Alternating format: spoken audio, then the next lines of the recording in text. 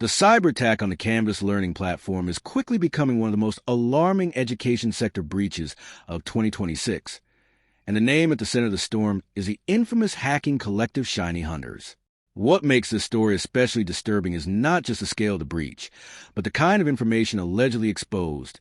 Student identities, teacher communications, private messages, institutional records, and potentially hundreds of millions of user profiles connected to schools and universities worldwide.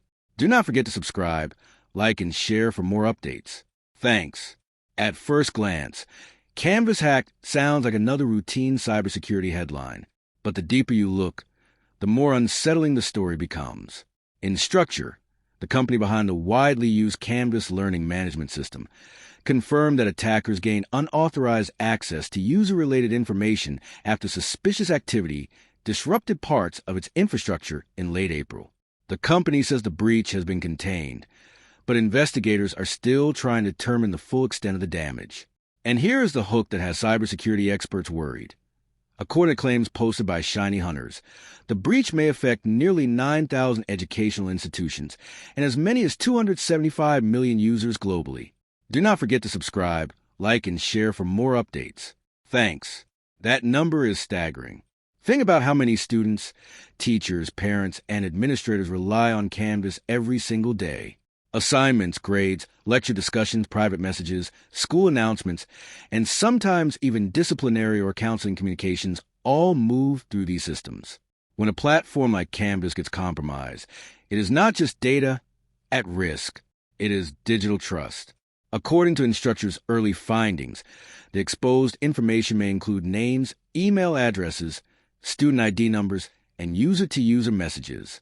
The company says there is currently no evidence that passwords, financial data, birth dates, or government identification numbers were stolen. But cybersecurity analysts say that reassurance only goes so far. Why? Because modern cybercrime is no longer just about stealing credit cards. Information itself is currency, a database filled with real student names, academic affiliations, teacher conversations, and institutional communications can fuel highly convincing phishing attacks, identity scams, social engineering campaigns, and long-term extortion schemes. Imagine receiving an email that references an actual class you took, a professor you know, or a real assignment conversation. That is the nightmare scenario experts are discussing right now. And this is where the story becomes bigger than Canvas. The Canvas cyber attack highlights a growing weakness in modern digital infrastructure: third-party dependency. Schools may have strong internal cybersecurity systems, but if a central platform provider gets breached, thousands of institutions become exposed simultaneously. Experts are increasingly calling this supply chain cyber warfare. Instead of attacking one school at a time, hackers target the software ecosystem underneath them all.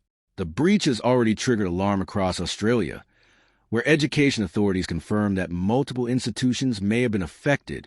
Queensland officials revealed that names, emails, and school affiliations connected to current and former students and teachers may have been compromised. Tasmanian education providers and universities in New South Wales also acknowledged possible exposure involving student data and internal communications. And here is another chilling detail. ShinyHunters reportedly issued what amounts to a digital ultimatum: pay or leak. Do not forget to subscribe, like, and share for more updates. Thanks. That phrase has become the signature strategy of the group. They are not just hackers, they are cyber extortionists. Their reputation has grown over the years through breaches tied to major corporations, tech vendors, and online services. Security researchers say the group thrives on pressure tactics: steal data, threaten public exposure, and force organizations into impossible decisions. The broader concern is whether education systems have become soft targets in the global cybercrime economy.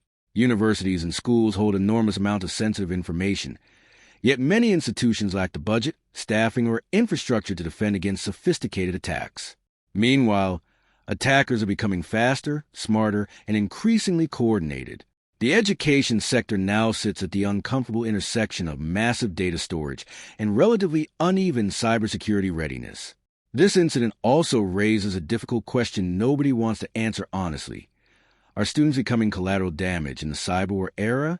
Because when hackers breach banking systems, people worry about money.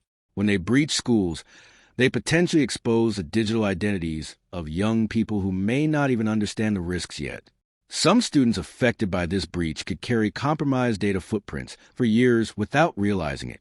Instructure says it has rotated keys, patched vulnerabilities, revoked credentials, and increased monitoring while outside forensic experts investigate the incident. But in cybersecurity, containment does not always mean closure. Sometimes the real fallout emerges months later through scams, impersonation attempts, and leaked archives appearing in dark web markets. And perhaps the most uncomfortable reality is this: cyberattacks against education platforms are no longer rare exceptions. They are becoming routine headlines. The Canvas breach is not just another story about hackers. It is a warning about how deeply education now depends on centralized digital platforms and how dangerous the consequences become when those systems fail.